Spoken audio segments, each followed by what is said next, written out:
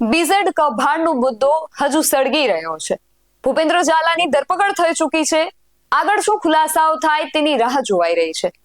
ત્યાં ફરી એકવાર આ પ્રકારનું જ એક કૌભાંડ રાજકોટમાંથી સામે આવ્યું છે. આ સમગ્ર ઘટના શું છે તેના વિશે જ આજે વિગતવાર વાત કરવી છે. જય હિન્દ, બેસાઈન ટીવી ન્યૂઝ સાથે હું છું નિધિ ગઢવી. આ સમગ્ર ઘટનાને વિસ્તારપૂર્વક સમજવા માટે આજે અમે તેના જે ભોગ બનનાર મોહસીનભાઈ મુલતાની અને જાવેદભાઈ મુલતાની જે છે તેમની સાથે જ વાત કરવા જઈ રહ્યા છીએ અને ઉપરાંત યુવા પત્રકાર સાલ સપ્પા પણ આપણી સાથે જોડાયા છે. મોહસીનભાઈ, સૌપ્રથમ તો આપની પાસેથી આ સમગ્ર ઘટના શું છે તેને સમજવી છે. બ્લોકોરા કરીને કંપની છે, એની અંદર ટીબેક રૂપે આપણને કોઈન મળતા હતા. એટલે એના જે મેન ફાઉન્ડર છે ને બ્લોકોરા કંપનીના ફિરોઝ મુલતાની છે. પછી એના ટેકનિશિયન ટોટલી હેન્ડલ કરે છે એ નીતિન જગતિયાની છે. પછી એ લોકોની ટીમની અંદર ગુજરાતથી મકસૂદ સૈયદ અને સૌરાષ્ટ્રની લોકોએ અમિત મુલતાનીને બનાવેલા. અને જે માર્કેટિંગ હેડ છે ને, હા, એ માર્કેટિંગ હેડ ટોટલી અઝરુદ્દીન મુલતાની કરતો હતો. અને એ લોકોએ અમને લોકોને વળતર રૂપે એવી રીતે સમજાયા હતા કે તમે 4,25,000 રૂપિયા રોકો એટલે 4,25,000 તમને પર ડે નું વળતર 4,000 રૂપિયા આવશે. કેવું 400 દિવસ સુધી તમને વળતર મળશે. 400 દિવસે તમારે 4,25,000 ના 12,75,000 રૂપિયા થશે. એટલે એકના તમને 3 ગુણા આપવામાં આવશે એવું કહીને અમને લોકોને કીધેલું એ લોકોએ. અને એ લોકોએ યુટ્યુબ ઉપર, ઇન્સ્ટાગ્રામ ઉપર એ લોકોએ ઘણા એ લોકોના મોટિવેશનના એ લોકોના મીટિંગ દુબઈમાં, મલેશિયામાં, પછી એ લોકોને બોમ્બે સહારાની અંદર, લોનાવાલાની અંદર, પછી જુનાગઢમાં સાવજમાં એ લોકો જે મીટિંગો બધા વિડીયો બધા બતાડ્યા અમને કે અમે લોકો જો આવી રીતે મોટિવેશન કરીએ છીએ.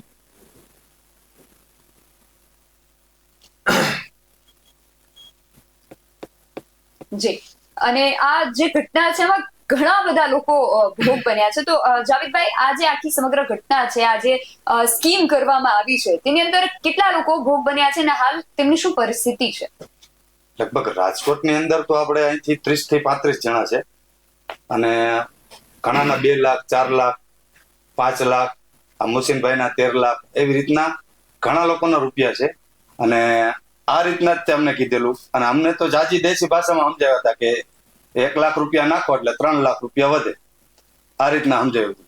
એટલે બધાને એમ થયું કે વર્ષ દિવસની અંદર 3 લાખ રૂપિયા થઈ જતા હોય તો આપણે એવું કરાય. એટલે આ લોકો પાછો ઘણો સમાજ, અમારો ઘણો સમાજ એમાં હતો. એટલે આપણને એમ થયું કે હાલો થોડા પૈસા નાખીએ આપણે.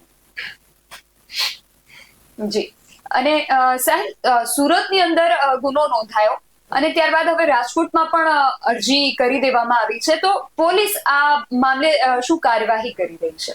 જી, ચોક્કસથી જે વાત કરીએ ને, જે આખું કૌભાંડ થયું છે તે સૌપ્રથમ તો જે કૌભાંડ આચરનાર જે લોકો છે તેમણે આખી જે ઘટના, મોહસીનભાઈએ જે રીતના વાત કરીને કે એક સમાજના નામે આ લોકોને ભોળવી અને આખી ઘટનાને અંજામ આપ્યું છે. આજે જે કૌભાંડ કરનારા જે પણ આરોપીઓ છે ને, આ લોકો જે એના ભોગ બનનાર છે તે લોકો પોતાની આખી જમાપૂંજી છે જેમાં લગાવી ચૂક્યા છે. અને આખી જીવનની જમાપૂંજી કેટલા લોકો લગાવી ચૂક્યા અને પછી એ લોકોને ખબર પડી કે જે આખું આ જે જમાપૂંજી જ્યાં લગાવી હતી, પૈસા કમાવાની લાલચે લગાવી હતી, એ હવે પૈસા છે તે જતા રહ્યા છે ને કૌભાંડ થઈ ગયું છે. પરંતુ જે ઘટના આખી સામે આવી ત્યારે સુરતમાં જે લોકો ભોગ બન્યા છે તે લોકોએ સૌપ્રથમ સુરતની અંદર આ ઘટનાને લઈને ફરિયાદ દાખલ કરાવી. પરંતુ જે રાજકોટના ભોગ બનનારા છે મોહસીનભાઈ જે અત્યારે આપણી સાથે છે અને તેમની સાથે જાવેદભાઈ છે, આ લોકોએ પણ રાજકોટથી અરજી દાખલ કરાવી છે. અને જે રીતના પોલીસ પણ અત્યારે તપાસ કરી રહી છે. પોલીસે જે રીતના કહીએ કે આમની જે અરજી છે લીધી છે અને એ જ અરજી ઉપર પોલીસ એ પ્રકારે કામ કરી રહી છે કે જે સુરતમાં ફરિયાદ નોંધાણી છે તો હવે નવી ફરિયાદ નોંધવી કે પછી એ જ ફરિયાદના આધારે આ જ ફરિયાદમાં કામગીરી કરવી, એ માટે પણ પોલીસ હાલ અત્યારે વિચારણા કરી રહી છે. અને પોલીસે પણ આની જે ફરિયાદ છે તે નોંધી છે. માત્ર જાવેદભાઈ કે મોહસીનભાઈ નહીં, પરંતુ જે આખો કૌભાંડ છે ને લીધી, આની અંદર 8,000 કરતા પણ વધુ લોકો ભોગ બન્યા છે. કેટલાય લોકો તો એવા છે, આ મોહસીનભાઈ આપણી સાથે છે, તેમની સાથે જ સવારે એક ભાઈ એવા પણ હતા કે તેમના પરિવારજનોના ઘણા એવા પણ વ્યક્તિઓ સાથે હતા કે જે લોકોએ પોતાના ઘરેણા વેચીને, મકાન વેચીને, ખેતરો વેચીને આમાં પૈસા રોક્યા હતા. અને પછી તેઓ સાથે આવું કૌભાંડ થયું. ત્યારે આ જે કૌભાંડ કરનારા લોકો છે ને, તેમને એક વખત પણ વિચાર નથી આવતો કે જે પોતાની જિંદગીની જમાપૂંજી આપને આપી રહ્યા છે, એવો વિશ્વાસઘાત કરે છે કે એ જે ભોગ બનનાર છે ને એ બીજી વખત કોઈ બીજા ઉપર પણ વિશ્વાસ ન કરી શકે એ રીતનો વિશ્વાસઘાત આ લોકો કરી રહ્યા છે. જી નિધિ. જી સાહિલ. મોહસિનભાઈ, જેમ સાહિલભાઈએ વાત કરી કે વિશ્વાસની વાત કરી, તો આ એક કંઈક સામાજિક જે પ્રસંગ હતો ત્યાં ભેગા થયા અને ઘણા સમયથી આપ જેવા ઘણા લોકો ભોગ બનનાર જે છે તેમની પાછળ આ લોકો લાગ્યા હતા અને આપણે વિશ્વાસમાં લેવાનો પ્રયત્ન એ લોકો કરી રહ્યા હતા. તો કઈ રીતે એ લોકોએ આપ સૌને પોતાના વિશ્વાસમાં લીધા અને પછી આ રીતે કૌભાંડ આચર્યું? એને અમારી લીંબડીની જે સમાજ છે ને એની અંદર સંમેલનની અંદર 25 લાખ રૂપિયા લખાયા ફિરોજ મુલતાની. 25 લાખમાં એને હજુ કોઈ આપ્યું નથી એને, પણ 25 લાખ લખાઈની સમાજનો ઘણો મોટો પૈસો ઉપાડી ગયો છે સમાજની અંદરથી. કેવી લોકોને 25 લાખ આપ્યા એવું વિચારે છે કે 25 લાખ રૂપિયા આપે એ માણસ કેપેબલ હશે, આપણા પૈસા ડૂબશે નહીં. એટલે એ 25 લાખ આપે સામે ઘણો પૈસો ઉપાડી ગયો છે સમાજનો. અને બહારના ઘણા લોકો છે સમાજ સિવાય. જી. અને આ રીતે સમાજના નામે સમાજમાં સમાજના અગ્રણી થઈને સમાજમાં દાન આપવાના નામે જે 25 લાખ રૂપિયાની તમે વાત કરી કે 25 લાખ રૂપિયા આપવાની એની જાહેરાત તો કરી હતી પરંતુ આપ્યા ન હતા. તો જાવેદભાઈ, આ પ્રકારે લોકો સમાજના નામે સમાજના અગ્રણી થઈને ખોટા ધારણ કરીને આ રીતે પોતાના જ સમાજના લોકોને અને એ સિવાય અન્ય સમાજના લોકોને પણ આ રીતે બાનમાં લઈ રહ્યા છે અને એમની જે જમા પૂંજી છે ખૂબ મહેનત કરીને આખી જિંદગી ઘણી બધી પરિસ્થિતિ એ લોકોએ જોઈ હશે ને ત્યારબાદ પોતાની જે જમા પૂંજી છે એ ભેગી કરી હશે ને પછી એક સામાજિક આગેવાનના સ્વરૂપમાં આવી રીતે લોકો આવે છે અને એ લોકોની જમા પૂંજીને આ રીતે છીનવી જાય. તો જાવેદભાઈ, તમારા પણ ઘણા બધા પૈસામાં રોકાયા છે, તો આ પ્રકારે અને તમારી સિવાય અન્ય પણ ઘણા લોકોના પૈસા રોકાયા છે, તો ત્યારે કેવી પરિસ્થિતિ નું નિર્માણ થાય છે? પરિસ્થિતિમાં આપણે વાત કરીએ ને તો આજ મારા એક મામા હતા, મારા મોટા મામા, હવે ફતાભાઈ, એમનું નામ ફતેહ મોહમ્મદભાઈ. હવે એમને એમનું મકાન વેચીને પૈસા આની અંદર નાખ્યા હતા અને ઈ પછી ઈ લોકોને આવી રીતના ઘણા લોકોના આપણે ઘરેણા વેચી અને વ્યાજે લઈ અને આવી રીતના ઘણા લોકોએ અમે તે એવી રીતના પૈસા નાખ્યા હતા બીજા પાસેથી લઈ. એટલે આ લોકોએ હાવ ન કરવાનું, એટલે કે આપણને એમ થવું જોઈએ કે કઈક માણસાઈ તો હોવી જોઈએ ને, માણસની માણસાઈ હોવી જોઈએ. એટલે માણસની માણસાઈ નથી આ લોકો પાસે. અને પાછું સમાજ હતો, સમાજના પ્રત્યે તો વિચાર આવવો જોઈએ ને કે હાલો આપણે સમાજ છે, સમાજને આપણે રહેવા દઈએ. એટલે આ લોકોએ આવી રીતના કર્યું, સમાજને પણ નથી છોડ્યું. જી ચોક્કસ. અને સાહિલ, આપને પૂછવું છે કે આ પ્રકારના કૌભાંડો થઈ રહ્યા છે ને વારંવાર ઘણી વખત આ પ્રકારના કૌભાંડો સામે આવી રહ્યા છે, એ પછી પોન્ઝી સ્કીમ હોય કે પછી કોઈ ડ્રો સિસ્ટમ હોય કે આ પ્રકારના ઘણા બધા બનાવો સામે આવતા હોય છે. એમાં પોલીસ તો પોતાની કાર્યવાહી કરતી જ હોય છે, પરંતુ ક્યાંક ને ક્યાંક આમાં એ પણ વસ્તુ જોવા મળે છે કે સામાન્ય માણસો આ રીતે લોકો પર વિશ્વાસ કરી રહ્યા છે અને પછી અંતે વિશ્વાસઘાતનો ભોગ બની રહ્યા છે. તો આમાં માણસોએ પણ, સામાન્ય જે પ્રજા છે તેમણે પણ એક રીતે સાવધાની રાખવાની જરૂર છે. શું કહેશો આપ? જી ચોક્કસથી. જે રીતે આપણે તો વાત કરીએ ને, સૌપ્રથમ તો આવા જે લોકો છે જે કૌભાંડ આચરી રહ્યા છે, ઘણી વખત આપણે પણ એવું જોયું હશે કે આપણે ઇન્સ્ટાગ્રામની અંદર ક્યારે પણ રીલ્સ જોતા હોય ત્યારે કોઈ વ્યક્તિની એવી રીલ્સ આવે છે કે એ વ્યક્તિ છે તે દુબઈની અંદર કોઈ લક્ઝરિયસ કાર પાસે ઉભો હોય અને કા પછી તો કોઈ મોટા હોટલની અંદર તે સ્વિમિંગ પુલની અંદર બેઠો હોય અથવા તો મોટી મોટી અલગ અલગ જે કારોની અંદર ફરતો હોય. આવા વિડીયો છે તેના દ્વારા ઇન્સ્ટાગ્રામ પેજ ઉપર મૂકવામાં આવ્યા હોય છે. ત્યારે કોઈ વ્યક્તિને છે તે આવા જે કહીએ કે એક લોભામણી લાલચ આપવામાં આવતી હોય છે કે અમે આવી લક્ઝરિયસ લાઈફ જીવીએ છીએ અને પછી એટલા મોટિવેશનલ કરવામાં આવે છે ને કે તમે પણ આવી લક્ઝરિયસ લાઈફ જીવવા માંગો છો તો અમારી સાથે જોડાઓ. પરંતુ જે આ બધા તમે વિડીયો જોઈ રહ્યા છો, તમે જે આ રીતના લક્ઝરિયસ લાઈફ જીવી રહ્યા છે, જોઈ રહ્યા છો, તે તમને ક્યાંક ને ક્યાંક કહીએ કે તમારી સાથે વિશ્વાસઘાત થઈ શકે છે. ત્યારે જે લોકો પણ આવા લોકો પર વિશ્વાસ મૂકે છે તેને પણ હું કહીશ કે આવા કોઈ પણ વ્યક્તિઓ પર વિશ્વાસ ન મૂકજો. જે દર્શક મિત્રો છે તેને પણ હું વિનંતી કરીશ કે જો તમારી પાસે કોઈ આવી સ્કીમો આવે છે ને તો તમારા નજીકના પોલીસ મથક અથવા તો કોઈ પણ તમારા નજીકના કોઈ વ્યક્તિ હોય જે સરકારી અધિકારી હોય અથવા તો કોઈ પોલીસ સ્ટેશનમાં જઈને જાણ કરો કે આવી સ્કીમ આવી છે તો આમાં પૈસા રોકવા જેવી કે આ કંપની કોઈ લીગલી કંપની છે કે નહીં તેના વિશેની જાણ કરો. પહેલા તમે પોતે જાણ લ્યો કે આ કંપની શું છે, પછી તેમાં રોકાણ કરો. આ જે રીતના જાવેદભાઈ વાત કરી કે તેમના મામાએ છે એટલા વિશ્વાસમાં આવી ગયા વ્યક્તિની કે તેમનું મકાન જ વેચીને એ આખી સ્કીમની અંદર પોતાનું મકાનના જે વેચીને પૈસા આવ્યા હતા ને એ બધા જ પૈસા રોકી દીધા. હવે તેમને તો શું સમજવાનું, આ વ્યક્તિ કૌભાંડ કરીને વયો ગયો. જે આ કૌભાંડ કરનારા છે ને, આ લોકોના વિશ્વાસઘાત કરી રહ્યા છે ને, એવા તો અનેક લોકો છે, અનેક એવા તો ફ્રોડ થઈ રહ્યા છે. રાજકોટ નહીં પરંતુ સમગ્ર ભારતભરમાં આવા ફ્રોડો વધી રહ્યા છે. સાયબર ક્રાઇમ પણ અત્યારે સતર્ક છે. લોકોને સાયબર ક્રાઇમ પણ અત્યારે સલાહ આપી રહી છે કે તમે પણ આવા ફ્રોડનો ભાગ ન બનો, એવી સાવચેતી રાખો.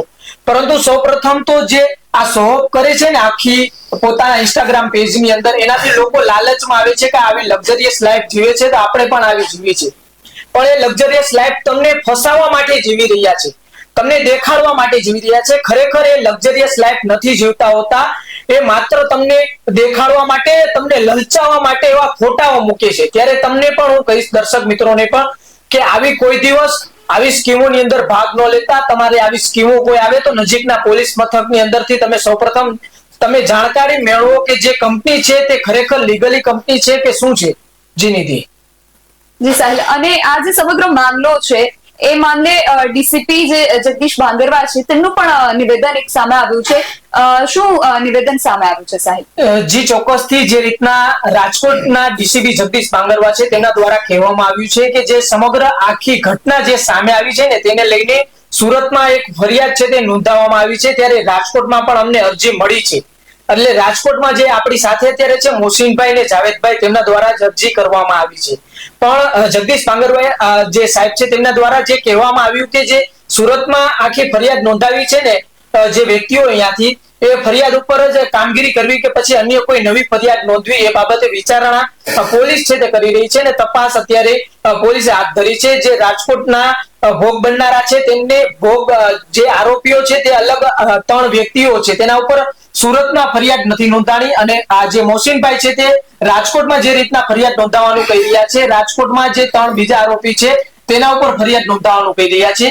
તેના જ નામ આપણે મોહસિનભાઈ પાસેથી જાણીશું. મોહસિનભાઈ, આજે તમને જે રીતના કહીએ કે જેમને લાલચ આપી હતી અને આ જે રીતના તમને સ્કીમ સમજાવી હતી, આ વ્યક્તિઓના નામ શું છે રાજકોટમાં? એટલે આપણે જે સુરતની એફઆરઆઈ છે ને એની અંદર ફિરોઝ, નીતિન, પછી પપ્પુભાઈ જાવેદભાઈ મુલતાની, એજાજ અને કાશિફ, આ નામ છે. અને ઈ બાજુ ધંધો એ લોકો લેતા હતા. અને આ બાજુનો જે સૌરાષ્ટ્ર બાજુનો જેને બિઝનેસ લીધો ને આની અંદર જે આઈડી બેટીને કંઈક મને સમજાવતા હતા, એ મકસૂદ સૈયદ, પછી અમિત મુલતાની જે લીમડી રહે છે, અને ત્રીજા અઝરુદ્દીન મુલતાની. આ 3 જણા છે. આને મોહસિનભાઈ, તમે તો ભોગ બન્યા છો, તમારી સાથે રાજકોટના 35 જેટલા વ્યક્તિઓ તમે કહ્યું કે ભોગ બન્યા છે. પરંતુ સમગ્ર આખી વાત કરીએ આ પોન્જી સ્કીમ જે આપવામાં આવી હતી, આમાં સમગ્ર ગુજરાત અને ભારતભરમાં કેટલા લોકો ભોગ બન્યા હશે? આની અંદર ગુજરાતની અંદર તો લગભગ 7-8 હજાર જણાનો આંકડો આવશે તમારા સામે ધીરે ધીરે કરીને. અમુક જણા નથી કહી શકતા, અમુક જણા સામે આવશે. અને ફિરોનું કહેવાનું છે કે ભાઈ જો કોકે આવી રીતે આડું કંઈક કર્યું ને બોલે તો હું પૈસા આપતો છું તોય નહીં આપું. એટલે થોડુંક એ કારણસર અમુક જણા સામે નથી આવી શકતા. જે આરોપીઓ છે એ અત્યારે હાલ ક્યાં છે? અત્યારે એ ભારતમાં જ છે કે પછી કોઈ વિદેશ જતા રહ્યા? ભારતમાં જ છે. એ લોકો કેવું, એ લોકોનો સંપર્ક થાય છે, ક્યારેક ફોન ઉપાડે, એટલે ક્યારેક વાતે કરે કે ભાઈ પૈસા આપી દઈશું, થોડો ટાઈમ ખમવું પડશે અને થોડોક ટાઈમ હજુ રહેવું પડશે ને અમે સેટિંગ જ કરીએ છીએ ને. એટલે અમે વારાઘડી પૂછે છે કે અમારા પૈસાનું થયું શું, તો તમે નાખ્યા છે ક્યાં? તો કે ક્યાંય નથી નાખ્યા. બોલે એ બધું થઈ જશે, બોલે સેટિંગ, તમારા પૈસા તમને વળતર રૂપે મળી જશે પાછા. અત્યારે જેટલા ભોગ બનનારા છે આના સંપર્કમાં છે જે આરોપીઓ છે તે? હા, એ લોકોને બધા અવારનવાર બધા લોકો ફોન કરતા હોય છે કે ભાઈ શું થયું, એટલે કે 2 દિવસમાં થઈ જશે, અઠવાડિયામાં થઈ જશે, 10 દિવસ પછી કરી દઈશ, 15 દિવસ પછી કરી દઈશ. એટલે એના વાયદા જ મળે છે. વાયદા સિવાય બીજી કઈ વાત નથી કરતા. કેવું મોહસિનભાઈ, આંકડો કેટલો હશે રૂપિયામાં? આપણે આંકડો કહીએ કે જે આખા ભારતમાં જે કર્યું છે એમાં આખા ભારતમાં કેટલો આંકડો હશે અંદાજિત? ગુજરાતની અંદર તો 250-300 કરોડ જેવું હશે ગુજરાતની અંદર. અને આખા ભારતની અંદર એ લોકો લિસ્ટિંગ એ લોકો એ ટાઈમે બતાવતા હતા કે 60,000 જણા જોડાયેલા છે અમારી જોડે અલગ અલગ જગ્યાએથી. એટલે આખા કદાચ ભારતનો આંકડો કાઢો ને તમે તો 1700-1800 કરોડ પહોંચી જાય. મોહસિનભાઈ, બીજી એક વસ્તુ તમે કહી રહ્યા હતા કે એ જે આખી સ્કીમ હતી એની એક એપ્લિકેશન હતી. આની અંદર તમે શું જોયું? આ એપ્લિકેશનમાં તમે શું માર્ક કર્યું? બ્લોક આ લોકો લિંક જ આપેલી અને એ લોકો ટ્રસ્ટ વોલેટ કરીને એક વોલેટ પ્લે સ્ટોર ઉપર ડાઉનલોડ કરાવતા હતા. અને એની અંદર એ લોકો અમને લોકોને ટીબેક ડિલિવરી કરી આપતા હતા એની અંદરથી. એટલે એ માયલું તો એ લોકોએ તો ઘણી સ્કીમો ફેરવી નાખી એ લોકોએ. અને વળતર રૂપે એ લોકો કે $300 પહોંચે. તમે રાહ જુઓ, પણ $300 વાળા અત્યારે 0.12 થઈ ગયા છે. 5,500 રૂપિયાની જે વસ્તુ એ લોકો અમને આપવાનું કહેતા હતા ને એ અત્યારના 10 થી 12 રૂપિયા થઈ ગયા છે. જી ચોક્કસથી જે રીતના આપણે સાંભળ્યું કે અનેક લોકો ભોગ બન્યા છે, 8,000 કરતા પણ વધુ આંકડો જઈ શકે તેવી શક્યતાઓ સેવાઈ રહી છે. હજુ કોઈ લોકો બહાર નથી આવી રહ્યા, પરંતુ જે વાત કરીએ ને આ કૌભાંડ જે રીતના આચરવામાં આવે છે ને, એ કૌભાંડ આચરનારાઓને એ નથી ખબર હોતી કે જે લોકો સાથે એ લોકો વિશ્વાસઘાત કરી રહ્યા છે ને, એ લોકોએ પોતાની જીવનની જમા પૂંજી છે તે પોતાની દીકરીના લગ્ન માટે, પોતાના દીકરાના લગ્ન માટે સાચવી હોય છે, અને પોતાની દીકરીના લગ્ન માટે સાચવેલી જમા પૂંજી છે તે આ કૌભાંડ આચરનારાઓ લઈને જતા રહે છે, ને પછી એના માનસિક સ્થિતિ આખી શું હોય છે તો એ જ વ્યક્તિને ખબર હોય છે. નિધિ, આ રીતના અનેક કૌભાંડો થઈ રહ્યા છે ગુજરાત નહીં પરંતુ ભારતભરમાં, પરંતુ ક્યાંક એવું લાગી રહ્યું છે કે લોકોમાં અવેરનેસ ઓછી હોય, અથવા તો કોઈ વ્યક્તિને સમજણમાં ન આવતું હોય કે સાયબર ક્રાઇમ દ્વારા જે કહીએ કે એક અવેરનેસ ને લઈને કાર્યક્રમો વધારવાની જરૂર છે તે હવે જણાઈ રહી છે. ચોક્કસ શું કહેશો? આ પ્રકારની જે સ્કીમ્સ આવી રહી છે, પોન્ઝી સ્કીમ, એમાં લોકો ખૂબ સરળતાથી ભોળવાઈ જાય છે અને આ લોકોનો વિશ્વાસ કરી લેતા હોય છે. એટલે સૌપ્રથમ જેમ આપણે અગાઉ વાત કરી એમ કે આ પ્રકારની જે સ્કીમ થતી હોય છે, પછી લોકો ભોગ બનતા હોય છે, ત્યારબાદ પોલીસ દ્વારા કાર્યવાહી કરવામાં આવતી હોય છે, પણ આટલું બધું થઈ ગયા બાદ લોકો જાગતા હોય છે અને પછી એમને ભાન આવે છે કે આ જે હતું એ આપણી સાથે આ પ્રકારની સ્કીમ થઈ ગઈ છે.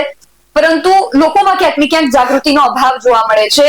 લોકો આ પ્રકારની સ્કીમમાં લલચાઈ જતા હોય છે ને લાલચ, જેમ આપણા મોટા હોય, આપણા જે વડીલો છે તેમણે જેમ કહાવત છે કે લાલચ બુરી બલા હૈ, આ જે કહાવતો છે એ એમને નથી ઉતરી આવી. આ આપણા જીવનમાં ઉતારવા જેવી કહેવતો છે કે ખરેખર આ વસ્તુ વાસ્તવિકતા છે અને તેને આ બધીને આપણે આચરીને જીવનમાં તેને ઉતારવાની ખરેખર જરૂર છે.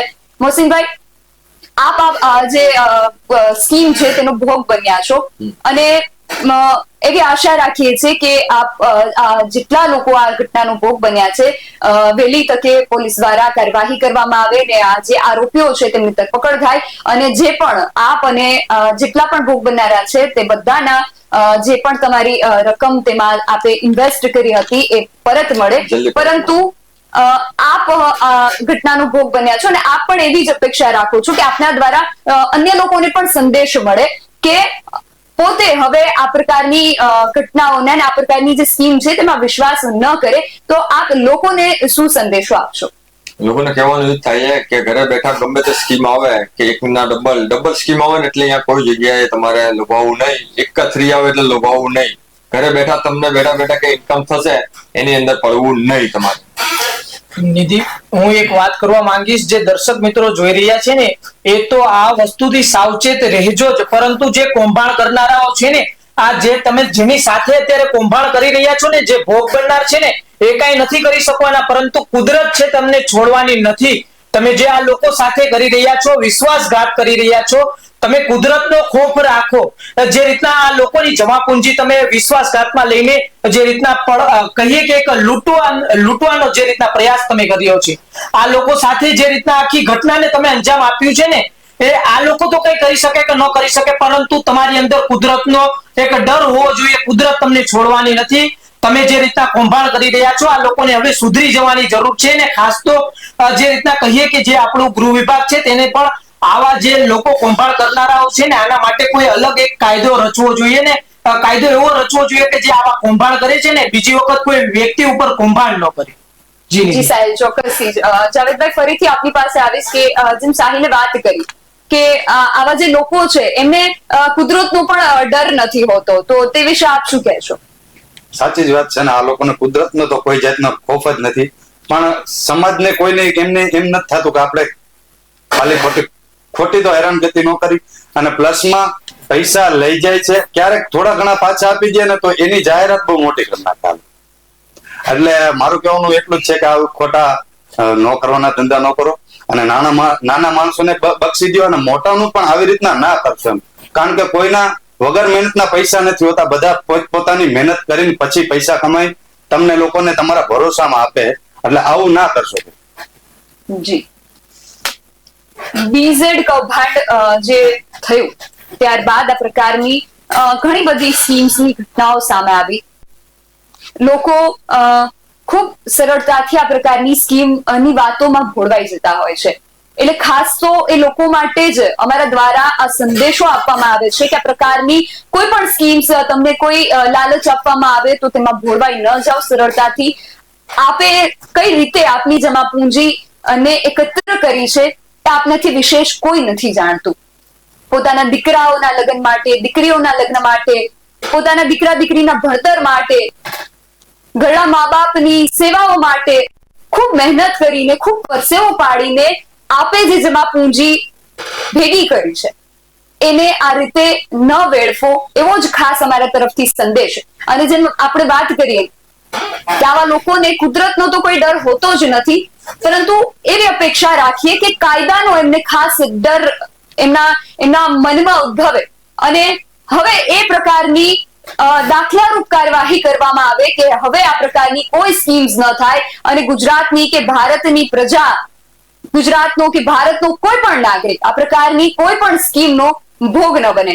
આ સર્વે મહાનુભાવો આ ચર્ચામાં મારી સાથે જોડાયા તે બદલ આપનો ખૂબ આભાર.